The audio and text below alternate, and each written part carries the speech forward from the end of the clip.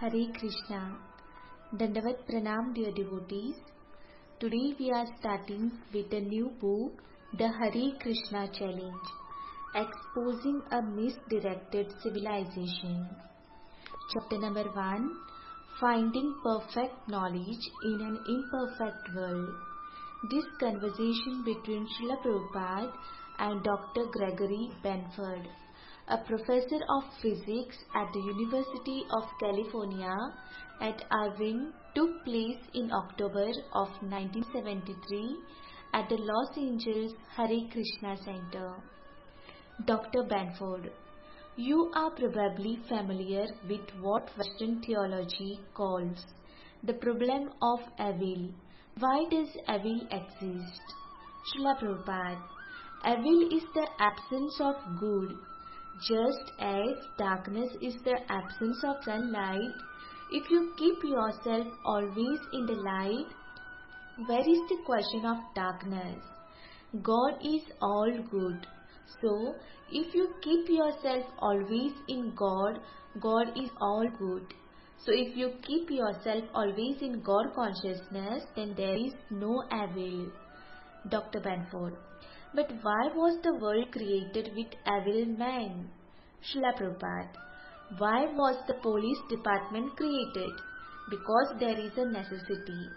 Similarly, some living entities want to enjoy this material world. Therefore, God creates it. He is just like a father who gives a separate room to his mischievous children to play in. Otherwise, the naughty boys would always disturb him. Dr. Benford, this world then is something like a prison? Śrila Prabhupāda, yes, it is a prison. Therefore, there is suffering here. In the prison house, you cannot expect comfort because unless there is a suffering, there is no lesson for the prisoners. That is stated in the Bhagavad Gita. Dukkhalayam ashashvatam. Dukkhalaya means the place for suffering and ashashvata means temporary. You cannot make a compromise and say, alright, I am suffering, but I don't care about that. I shall remain here. You cannot remain here. You will be kicked out. Now you are thinking that you are an American, you are a great scientist, you are happy, you are getting a good salary. That's all right, but you cannot stay in this post. The day will come when you will be kicked out, and you do not know whether you are going to be an American or a scientist or a cat or dog or demigod. You don't know. Dr. Benford, I think that I will probably be nothing.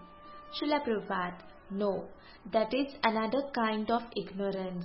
Krishna explains in the Bhagavad Gita 2.13, Dehinosmin yatha dehe kaumaram yovanam jara tatha dehantara prapti. First, you are in the body of a boy, then a young man, and in the future you will be in the body of an old man. Dr. Benford, but after I am an old man, I might be nothing. Śrila Prabhupāda, no. Tatha dehantara prapti. After that, you will pass into another body. So you cannot say, I am going to be nothing. Of course, you may say anything, but the laws are different. You may know the law or you may not know the law. It doesn't matter. The law will act. For example, if you think, I will touch the fire, it will not burn me. That is not a fact. It will burn you. Similarly, you may think there is nothing after that, but it is not a fact. Dr. Benford, why does a person like me, someone who is trying to understand the world rationally, seem to find no way in which to do it? Śrila Prabhupāda, you are trying to know things rationally, but you are not going to the proper teacher. Dr. Benford, But I feel that by studying the world I can acquire knowledge, and there is a way to check that knowledge. You formulate hypotheses, you perform experiments, you verify your ideas, and then you see if you can use these ideas in the practical world. Śrila Prabhupada, that is one more kind of ignorance, because you do not know that you are imperfect. Dr. Banford, oh, I know that I am not perfect. Śrila Prabhupada, then what is the use of your trying to study the world this way and that way? If you are imperfect, the result will be imperfect. Dr. Banford, that's true. Śrila Prabhupada, so why waste your time? Dr. Banford, but there doesn't seem to be any other way of finding knowledge. Śrila Prabhupada, even for material knowledge, you have to go to the university and consult a professor. Similarly, when you want to learn spiritual knowledge, perfect knowledge, you have to approach a perfect teacher. Then you will get perfect knowledge. Dr. Banford, but how does one know when the teacher is perfect?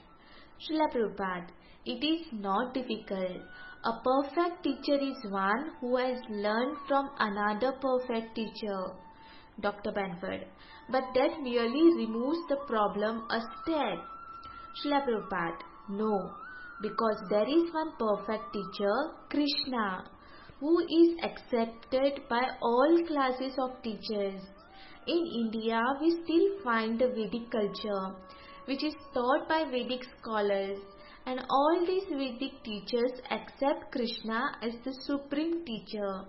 They take lessons from Krishna and teach that. Dr. Banford, so anyone I meet who accepts Krishna as the perfect teacher, he is a perfect teacher. Śrila Prabhupada, yes. Anyone who is teaching the teachings of Krishna, he is a perfect teacher. Dr. Banford, then all the devotees here are perfect teachers? Śrila Prabhupada, yes, because they are teaching only Krishna's teachings, that's all.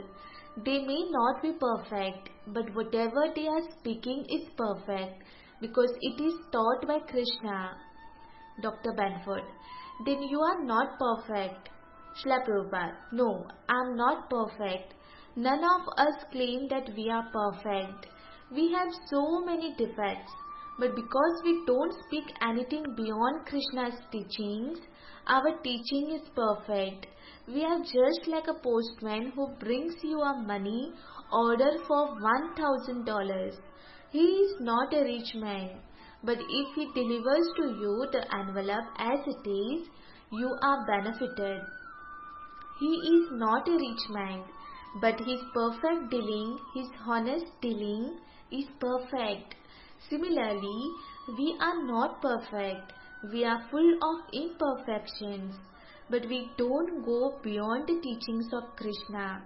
That is our process, and therefore our teachings are perfect. Hare Krishna, Śrila Prabhupada ki jai.